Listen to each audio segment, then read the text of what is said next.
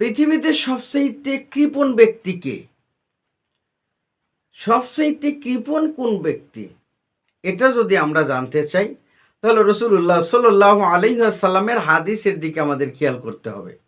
আল্লাহ রসুল সাল্লাহ সাল্লাম আমাদেরকে জানিয়ে দিয়েছেন এই পৃথিবীতে সবচাইতে বড় কৃপণ কোন ব্যক্তি। সবচাইতে বড় কৃপণ ব্যক্তি হলো, রসুল বলেন, যে ব্যক্তি আমার নাম শুনল কিন্তু নাম শোনার পরে সাল্লাল্লাহু আলাইহি ওয়াসাল্লাম এই কথা বলল না, অর্থাৎ রসুলের নাম শোনার পরে যে ব্যক্তি দরুদ পড়ল না, আল্লাহ রসুল বলেন ওই ব্যক্তি পৃথিবীর মধ্যে সবচাইতে বড় কৃপণ। এমনকি যারা দরুদ পড়ে না তাদের ধ্বংস হওয়ার ব্যাপারেও রসুল সাল্লাল্লাহু আলাইহি ওয়াসাল্লাম অন্য একটি হাদিসে উল্লেখ করেছেন। এই জন্য যখনই আমরা রসুলের নাম শুনবো সাথে সাথে বলবো সাল্লাল্লাহু আলাইহি ওয়াসাল্লাম।